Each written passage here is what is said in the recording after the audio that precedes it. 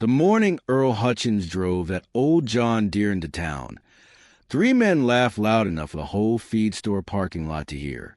It was a Tuesday in late October, the kind of morning where the frost hasn't quite left the ground and your breath hangs in the air like smoke. Earl had driven 12 miles on that tractor to pick up a parts order, a fuel injector seal, and two belts he'd been waiting on for 9 days.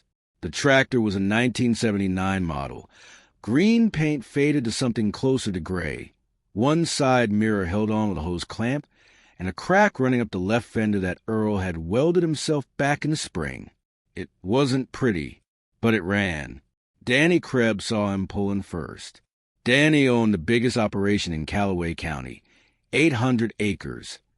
Two new Fendt tractors, a grain bin setup that cost more than most people's houses.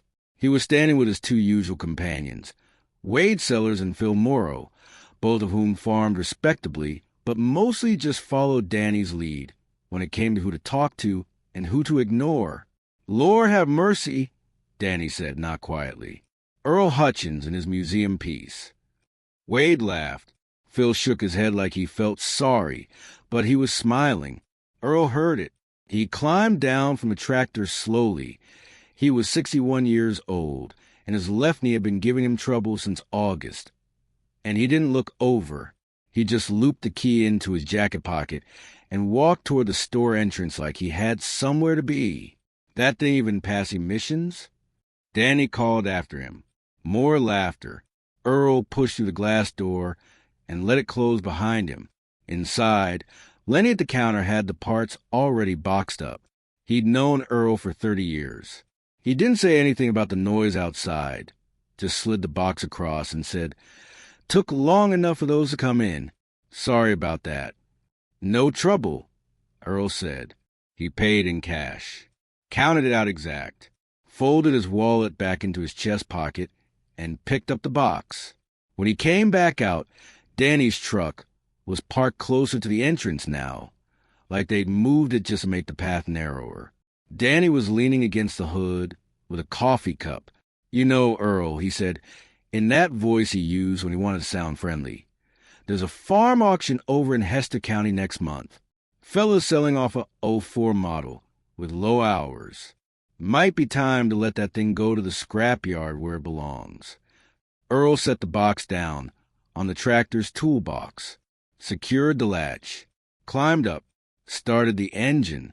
The old John Deere turned over on the first try, which, if you knew old tractors, meant something, and Earl pulled out of that parking lot without one word. Not a glance back, not a wave. He drove those 12 miles home with the wind cutting across the open cab and the engine knocking steady beneath him like a clock that had no intention of stopping.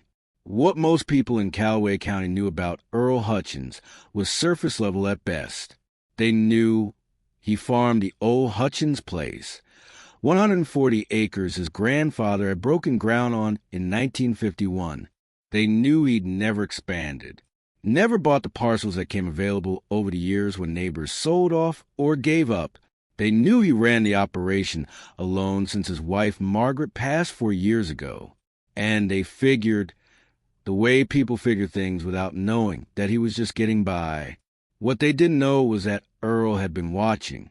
For 3 years, he'd been watching the soil reports coming out of the University Extension Office, watching what the big operations were doing with their input costs, watching the prices, watching how fast Danny Krebs was borrowing to expand, and what that kind of debt looked like when the margin squeezed. Earl had no debt, hadn't had any since 2009. His land was paid. His equipment was old but maintained the way a surgeon maintains his instruments, not because it looked good, but because failure wasn't an option. Every fall, he pulled his yields and wrote them in a green ledger his father had started in 1974. His corn yields weren't record-breaking, but they were consistent, year after year, steady as the man himself. That October, he'd planted a cover crop trial on 40 acres in the South Field, a mix he'd been reading about for 2 seasons. He'd talked it over with the extension agent, a young woman named Claire, who was sharp and didn't talk down to him the way some of the younger ones did. She'd been cautious but honest, said the data was early, but it looked promising for water retention and nitrogen levels going into spring. Earl had listened, thought it over for 3 weeks. Then he did it. When he got home from a feed store that Tuesday, he parked the tractor in the shed, changed out the fuel injector seal himself in 40 minutes, and ate a lunch of leftover soup standing at the kitchen counter, looking out the window at the south field. The cover crop was coming in thin, but even, small green lines across the dark ground. He washed his bowl, dried it, put it back in the cabinet. Then he went back out to work. What nobody saw, not Danny Krebs, not Wade or Phil, not even Lenny at the feed store, was what Earl did every evening that fall after the day's work was done. He sat at the kitchen table under the one good light, and he planned. Not dreamed. Planned. There's a difference, and Earl Hutchins had known it his whole life. 12:50 p.m. Part 2. By the time March came, the South Field told him everything he needed to know. Claire from Extension office drove out on a Wednesday morning, parked her truck at the field edge, and crouched down to look at the soil the way a doctor looks at something that surprises him in a good way. She pressed her fingers into the earth and held them there a moment. "Earl," she said, not looking up, "your moisture retention here is significantly better than what we're seeing on comparable fields in the county." He nodded. He'd already known. He could feel it when he walked the rows. The cover crop had done what he'd hoped. The soil going into spring was alive in a way his south field hadn't been in years. The nitrogen levels Claire pulled from her test kit confirmed it. He stood there in his barn coat with his hands in his pockets while she talked numbers, and he let himself feel something quiet and certain settle in his chest. He didn't say much. He never did. But that evening, he opened the green ledger and wrote the date and the soil numbers in his careful, small handwriting. Then he turned back a few pages and looked at what he'd written 3 years ago, when he'd first started thinking about this. The numbers he'd projected, the numbers he'd hoped for, he'd come in better. Spring planting went the way it always went for Earl. Early mornings, long days, the old John Deere moving up and down those rows with the kind of unhurried steadiness that people mistook for slowness. He wasn't slow. He was precise. There's a difference in farming, just like there's a difference between dreaming and planning. By June, his corn was standing clean and dark green in the south field. Knee-high by the 4th of July wasn't just a saying, it was a measuring stick, and Earl's crop cleared it by 4 inches. He didn't post about it, didn't mention it at the feed store, didn't call anyone. He just kept working. The thing about Callaway County summers is that they talk. Not the people necessarily, though they do, but the fields themselves. A man driving the county roads in July can look out his window and read a story in the crops. He can see who's struggling with moisture, who planted late, who's got pressure from rootworm or gray leaf spot. The fields don't lie and they don't stay quiet. Danny Krebs drove past Earl's place twice that July. Earl knew because he'd seen the truck slow down both times from the seat of the tractor. He didn't wave. Danny didn't stop. What Danny was seeing, what anyone paying attention could see, was that Earl Hutchins' south field was outperforming fields 3 times its size on operations with equipment that cost more than Earl's entire farm was worth on paper. The county extension office put out their mid-season field report in late July. It listed the cover crop trial results by county region. Earl's 40-acre plot was cited specifically, not by name, but by location and method. Claire had written it up carefully, documenting the soil health improvements and the early yield projections. Lenny at the feed store printed that report out and taped it to the bulletin board next to the door. Earl saw it when he came in for hydraulic fluid. He read it, bought his fluid, left.